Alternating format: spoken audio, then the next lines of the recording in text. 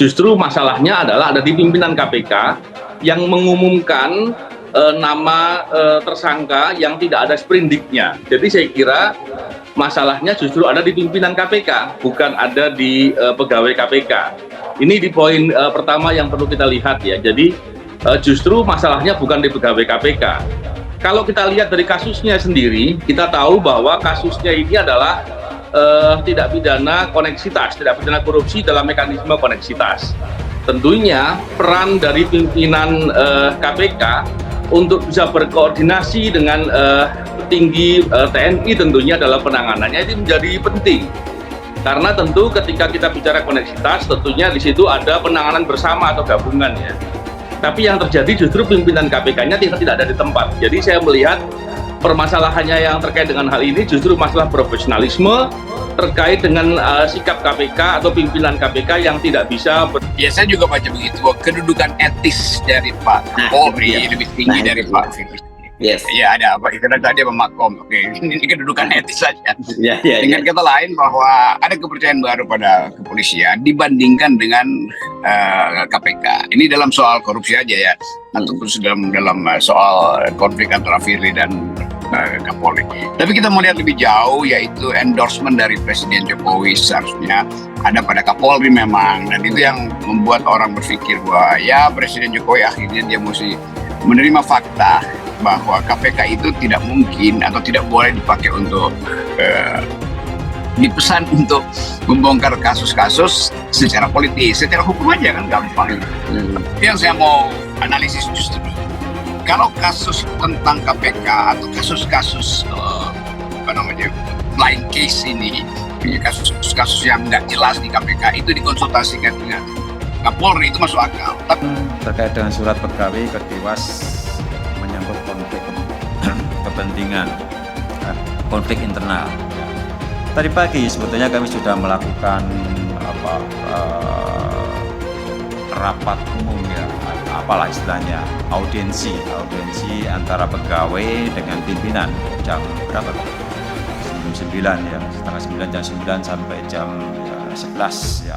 Ada sekitar 300 lebih pegawai yang sebagian besar dari Kedeputian Penindakan. Kami sampaikan ya, ada berlima pimpinan lengkap di sini ya. Kami sampaikan permintaan maaf kepada pegawai jika dalam penanganan perkara Basarnas ini kemudian menimbulkan kegaduhan di internal KPK. Kami sampaikan sekali lagi bahwa tidak ada pegawai KPK yang salah dalam melaksanakan tugas. Sinergi dengan TNI dalam penanganan perkara. Saya melihatnya kurang lebih seperti itu. Saya tidak tahu apakah Pak Johannes Tanak ini mengetahui bahwa yang menjadi pokok permasalahan adalah perbuatan dari pimpinan KPK yang lainnya, yaitu Alexander Marwata, yang menyampaikan dalam konferensi pers menyebut nama dua anggota TNI gitu ya, atau perwira TNI yang sebagai tersangka, dan padahal sprindiknya belum ada. Nah, ini saya melihatnya seperti itu. Jadi penanganannya terkait dengan hal ini tentu menjadi permasalahannya karena ada sikap tidak profesional di sana. Dan tentu kalau bicara terkait dengan apa yang disampaikan oleh Firly Bahuri, tentu yang bersangkutan menyampaikan bahwa prosesnya sudah benar dan lain-lain. Ya memang kita tahu prosesnya memang nggak ada masalah, tapi kita harus lihat bahwa pimpinan KPK yang tidak berkoordinasi dengan atau tidak koordinasi secara lengkap dengan dari pihak TNI. Tapi nggak boleh ada kesan bahwa Pak Firly membawa kasusnya sendiri ke Pak Kapolri. Yes. Masih kan itu yang mesti kita cegah. Nanti konflik of interest dong. Polisi lagi dilaporkan, dia melapor ke atasannya tuh. Itu yang nggak boleh. KPK nggak boleh atau Pak Firly menemui di dalam kasus yang lagi menyangkut dia soal kebocoran itu. Jadi pers harusnya hati-hati membedakan bahwa Firly mungkin konsultasi dalam soal-soal mulai dari Harun Masiku lah misalnya, kita anggap di situ sampai soal Anies Baswedan. Tetapi tentang kasus dia sendiri mestinya Kapolri mengatakan ya di pers nggak ada ya nyari info ke kepolisian, karena ini kasusnya ini sangat mungkin dipegang oleh Kapolda Metro Jaya yang habis dipecat oleh Firly kan. Jadi jelas itu dari awal mau lihat kasus-kasus macam ini harus clear cut dalam soal etika. Dengan Dengan cara itu kita percaya bahwa Firly sebagai Dan kewajibannya.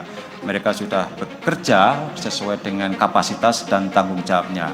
Kalau ada kelalaian, kalau ada kesalahan, kalau ada kekhilafan, itu tanggung jawab pimpinan. Dan itu pun sudah saya sampaikan lewat rilis yang teman-teman sudah ketahui bersama dan di media. Nah, tadi juga banyak masukan dari teman-teman atau dari pegawai, baik di penindakan atau di kedeputian yang lain menyangkut langkah KPK ke depan. Firly Bahuri di ujung tanduk, pegawai KPK tuntut dia mundur. Kok kami yang disalahkan? Dikutip dari tribunmedan.com, pegawai KPK mulai geram dengan pemimpinnya yakni Firly Bahuri. Kegeraman pegawai KPK diwakili oleh Ketua Umum PB Semi Bintang Wahyu Saputra pada Sabtu 29 Juli. Ia mengatakan Firly Bahuri sangat ceroboh lantaran sebagai pimpinan KPK namun tidak mengetahui prosedur dan mekanisme. Hal itu merujuk pada penetapan tersangka Kepala Basarnas merupakan wewenang TNI bukan KPK. Akibat kecerobohan itu, Bintang menyebut Firly tidak layak sebagai pemimpin KPK. Firly Bahuri sangat ceroboh. Bagaimana mungkin pimpinan KPK tidak tahu bahwa ada prosedur dan mekanisme tersendiri jika anggota TNI aktif bermasalah dengan hukum. Menetapkan tersangka kepada anggota TNI aktif bukan wewenang KPK. Firly sangat tidak layak memimpin KPK, kata Ketua Umum PB Semi Bintang Wahyu Saputra dalam keterangannya Sabtu 29 Juli 2023. Bahkan seusai kisruh antara KPK dan TNI, Firly dianggap tidak bertanggung jawab menyelesaikan masalah.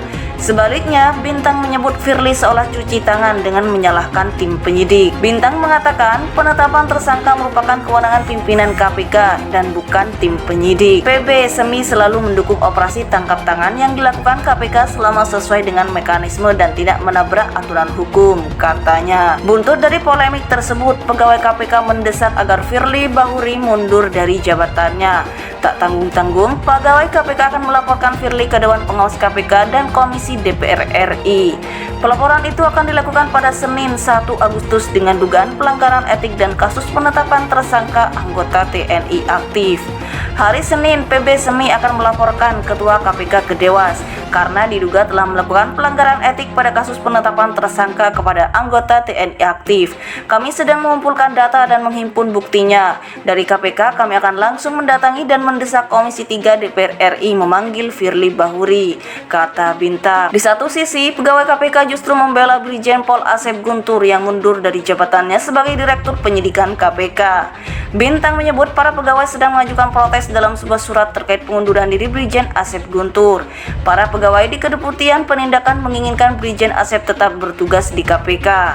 Kami menyatakan tetap memberikan dukungan kepada Brigjen Asep Guntur Rahayu untuk bertahan dan berkarya bersama dengan kami dalam pemberantasan korupsi melalui lembaga KPK yang kita jaga dan banggakan bersama. Tulis surat pegawai dikutip Sabtu 29 Juli 2023.